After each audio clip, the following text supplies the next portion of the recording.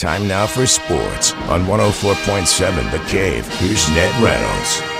Mike, the intern, Ned Reynolds. It's Tuesday, and did our Missouri State Bear get Rookie of the Year? He did indeed. Hell yes. Really a big deal, too, because he is the second of the Bears ever to win. Ryan Howard, who made the announcement on TV last night. Very he said cool. Probably something to the effect that not too many people realize the fact that both Drake and I went to the same college. And he also mentioned Keith Cutton. He said Keith Cutton is probably sitting out there watching this and smiling broadly. And why not? Drake Baldwin of the Atlanta Braves is the National League Rookie of the Year. Played for the Bears from 2020 to 2022, and then was a third-round draft choice of the Atlanta Braves and went a really good kid. He's from Wisconsin, came back, got his degree, and he will probably, at least we're hoping anyway, in the offseason come back here for a visit. But he got 21 of the 30 votes that were cast. Not a unanimous choice, but he might as well have been because there really wasn't anybody else who could challenge him.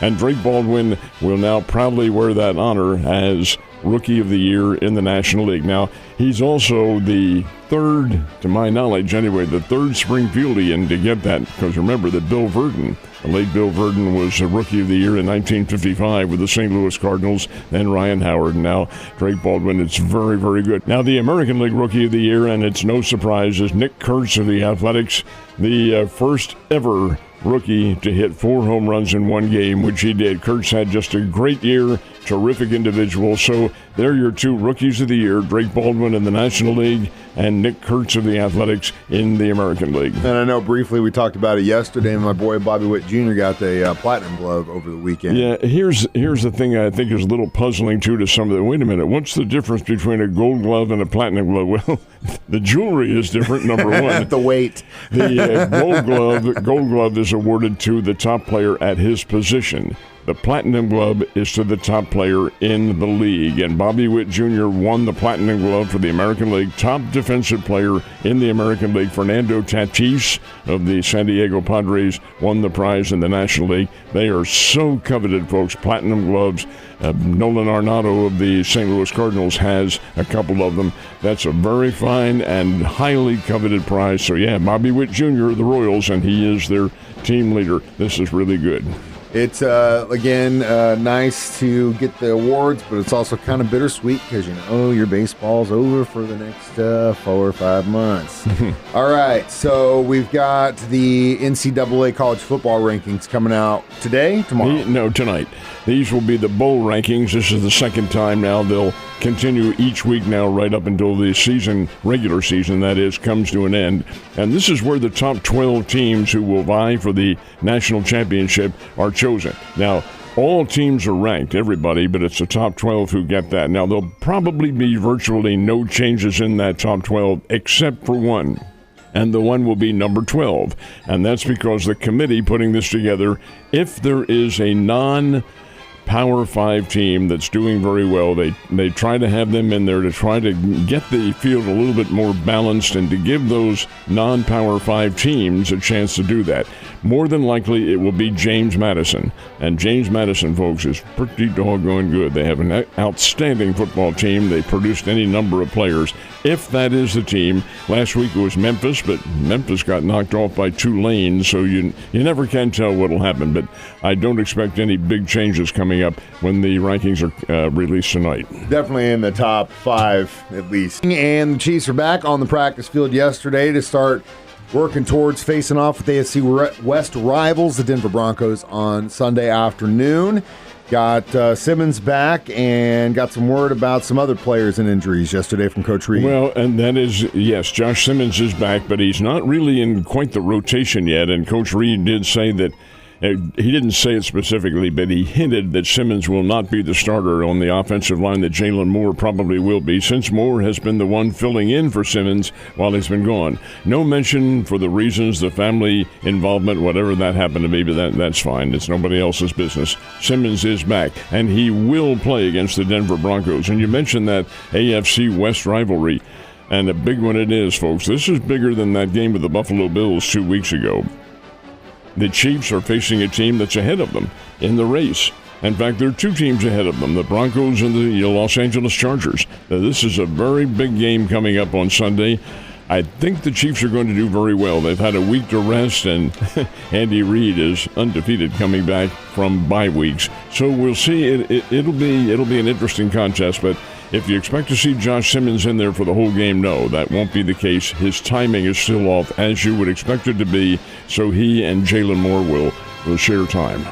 The game couldn't be more important. I mean, it definitely is going to set the trajectory for the last half of the season. If they can get the dub in Denver, we've got a nice chance getting into the postseason. If they can't, it's going to be a very tough uphill battle.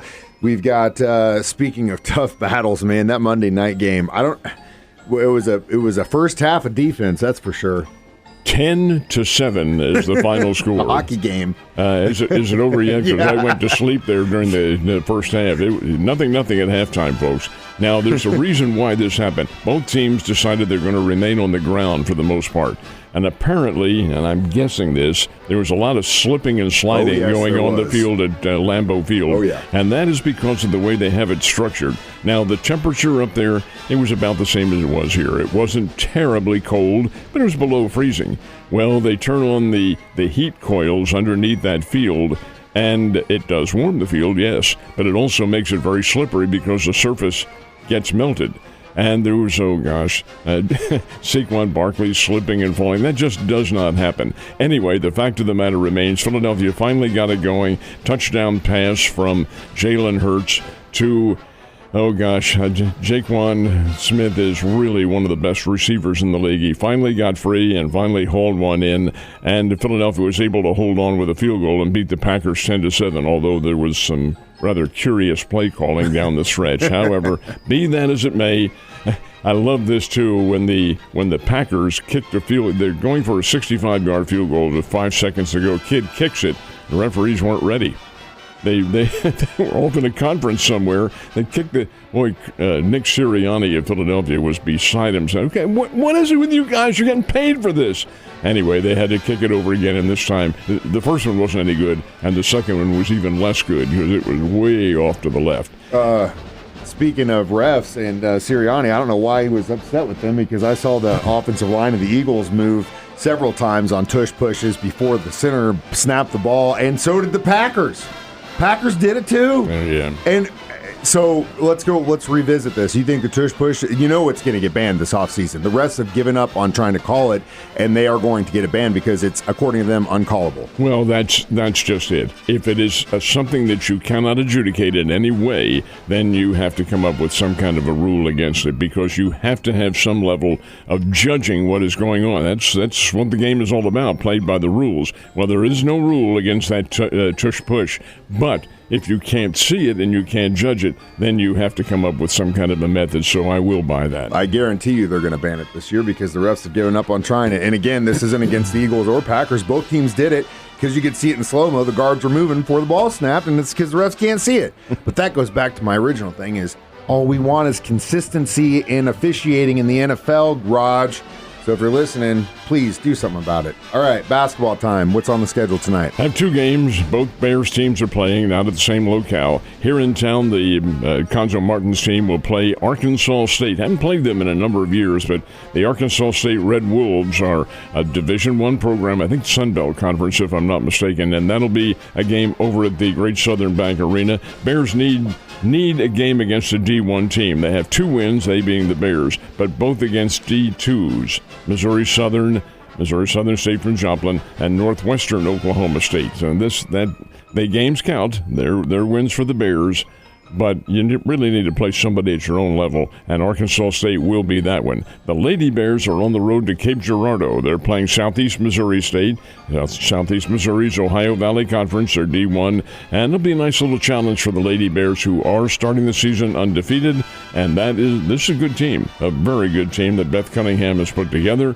Different from last year, but a good team, and I suspect good things out of them. And it's kind of nice to see some of that return to the Lady Bears. Ned, you have a great Tuesday, and I'll see you tomorrow.